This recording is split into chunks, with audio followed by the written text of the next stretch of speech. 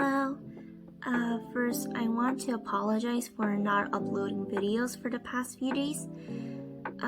It's just that I couldn't afford time to record anything because I had less time, so I'm really sorry for it. To make up with that, I brought good news. Today, we're going to begin Amari and the Great Game, the sequel to Amari and the Night Brothers. I'm reading this for the 6th or 7th time, and it doesn't even tire me. I really like this book. Today we'll start with chapter 1. I sprint down the sidewalk, flying past designer boutiques, luxury shops, and a fancy art gallery. A few blocks ahead lies the sprawling downtown campus of Whiteman Preparatory Academy.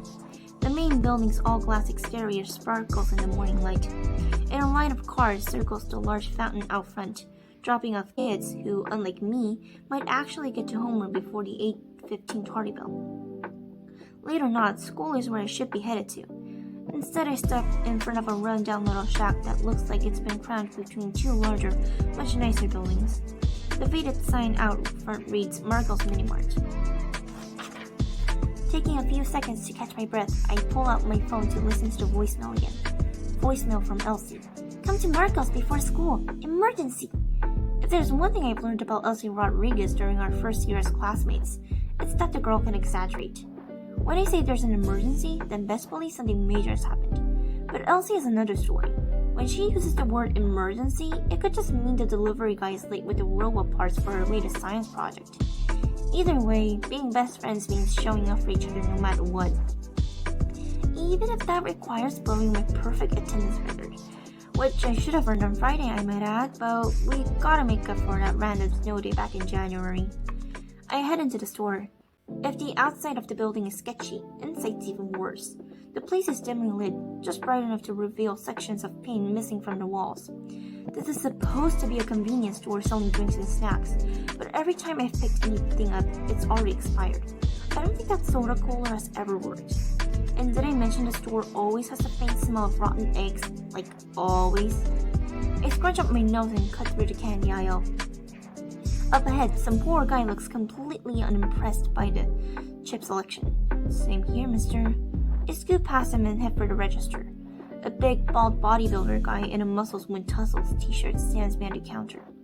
His eyes narrow at my approach. I squint right back at him. Suddenly, tufts of bright red fur appear on his head and neck, and two curved tusks jut from his jaw. But then I blink, and he looks human again. That's the benefit of the more expensive glamours. Even my true sight eye drops only work for a few seconds before the disguising enchantment kicks back in. This one is definitely something from Vivi Laboon's City Camouflage Casual Collection. I clear my throat and politely ask, May I use a restroom? He crosses his stick's arms and looks me over before grumbling, Why should I let you? I grin and roll my eyes. Come on, Tiny, I'm already late for school. A slow smile splits Tiny's face and he lets out a bellowing laugh. No, hello? No, how's your day? Just give me key. Pretty please? I ask. Fine. Anything for a fellow human. I lean in, lowering my voice to whisper. Just so you know, we don't usually call each other humans. Tiny scratches his bald head, his confused eyes flashing bright yellow before changing back. But why? You are human, yes? I nod. It's just, we assume everyone we meet is human, so there isn't any reason to mention it. His shoulders droop dramatically. So many things to remember to fit into human world. I give him a reassuring pat on the arm. You'll get the hang of it. Tiny nods and reaches under the counter. I hold up my hand and he drops the restroom key into my palm. Excuse me. That guy from before pops out from behind the chips rack. I asked about the bathroom a few minutes ago and you said it was out of order. Tiny frowns. Out of order for you. Perfect if I were her. Any questions? The guy looks ready to protest, but an inhuman growl from Tiny seems to change his mind. Be careful, Tiny says to me in a low voice. That one has the look of a watcher. I bite my lip. Watchers are folks who are convinced there's more to the world than meets the eye. According to them, there's this huge global conspiracy to hide the fact that supernatural creatures from myths and legends are real and secretly live among us. These guys have websites and chat rooms and members all over. They try to find evidence that will prove to the world that they're right, which is probably why Mr. Watcher Guy is hanging around the convenience store that's clearly not really a convenience store.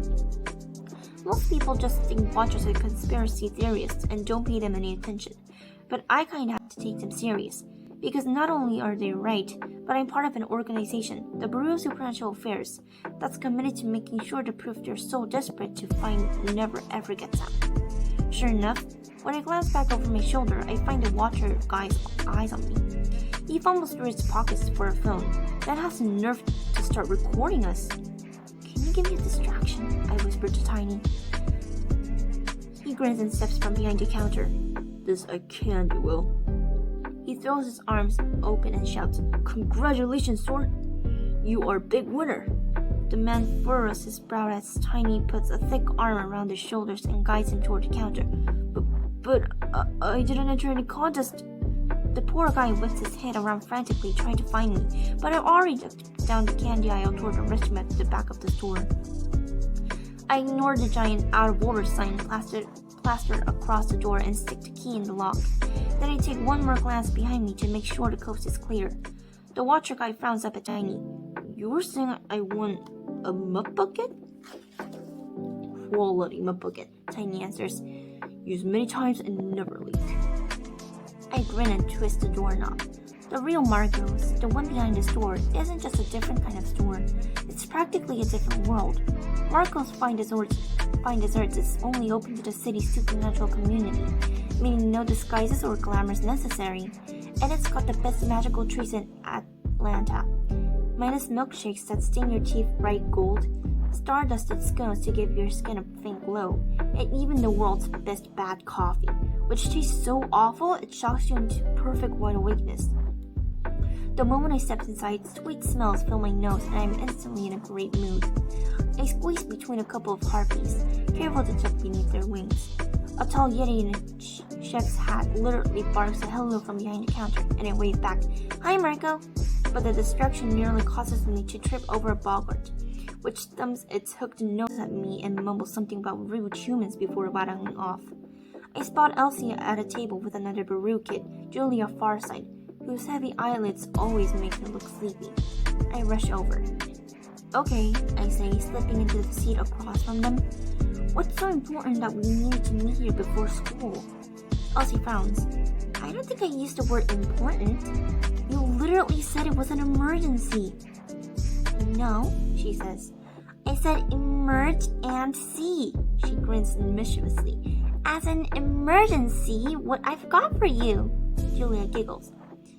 Else, this is going to cost me a perfect attendance certificate, and you know how much Mama cares about stuff like that. The lady has already got a spot picked out on her wall. Don't worry, she says. Bear's bringing his dad's spare transport so we can be at school in an instant. As long as we're on the bus when it leaves for the Georgia Aquarium, Mr. Ames will count as present. Teleporting to school is allowed? I ask, because I've been taking the city bus all year. Allowed might be a strong word, says Elsie. As far as I know, it's not allowed, Julia adds in her sing-song voice. I wince. I'm really looking forward to starting summer camp tomorrow, so maybe let's not get kicked out of the Baru before then. Elsie just smiles and starts tapping on her cell phone. Would they really kick out somebody who's getting headlines like this? She flips the phone around and shows me all the search results for my name. She's found on the other end, the protected portion of the internet reserved for the supernatural world. They're all nice articles. Even better gnomes and gardens wrote about you, says Julia. We got a colony of gnomes on their property, and it's a real pain to get them to talk about anything other than flowers. So that's a real accomplishment. You're practically a celebrity. Yeah, says Elsie. Look around. I don't have to because I know she's right. Supernaturals around the dessert shop had been pointing and staring ever since I sat down. A few I've noticed even take pictures that I'm sure will end up on Iraq Iraq for short, the supernatural world's leading social media site. Still, I pick up Elsie's phone and tap on the first link. Amari Peters, the good magician? The controversial teenager returns to the Baru this summer. Magicians are known for two things: off-the-charts magic levels and a long history as our world's greatest villains. Despite this, a 13-year-old girl seems poised to prove that magicians don't have to be bad. She's already saved the world once and gained fans across the globe in the process. But even that hasn't stopped critics from questioning her true motives. What else could the girl wonder accomplish as a force for good? One thing's for sure, the entire supernatural world is watching.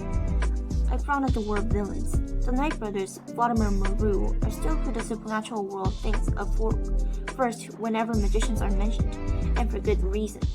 Not only did those two start the ancient war, but Maru survived to commit horrible crimes for 700 years, until last summer when he was betrayed by his magician protege, Dylan Van Helsing, someone I thought was my friend. Dylan managed to steal a powerful spellbook for Maru, only to turn in his mentor and keep it for himself. He offered to make me his new partner instead, but I refused. Our magic clashed and I won, barely. Even though the whole thing was considered classified, somehow word got out and the supernatural media started asking questions. So the Baru finally released the footage of her fight. And the supernatural world got to see a magician choose not to become a villain. The video instantly went viral across the internet. There's even memes of me clad in armor, reaching up to call down lightning. I hand Elsie back her phone. One viral video doesn't make you a celebrity. Elsie raises an eyebrow. Have you checked your follower account recently? I pull up my phone, open Instagram, and point to my 23 followers, two of whom are sitting at this table. Not that impressive. Elsie just rolls her eyes and lays her own phone onto the table. You know what I mean. She pulls on my Eric profile. Amari Peters, 1.73 million followers. I didn't know you had that many, says Julia. You're even verified. The Banner Magician's page has twice that many followers, says a grumpy voice over my shoulder. Ugh, there. This kid got his nickname because he's the tallest student at our middle school and an even bigger bully. He's also the fourth member and only 8th grader in a school soup club, short for Supernatural Club.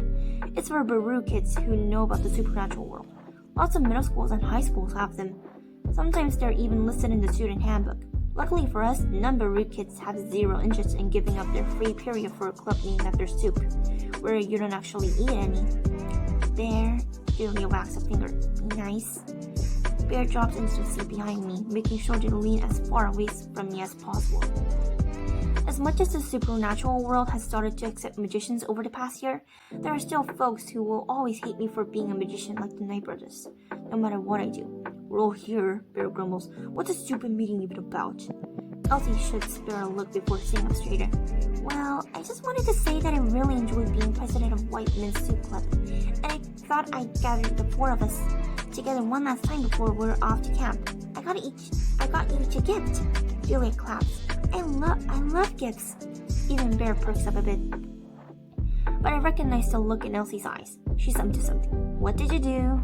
Elsie waves to Marco and 4 plates come floating toward our table. I ordered fortune cookies, real ones.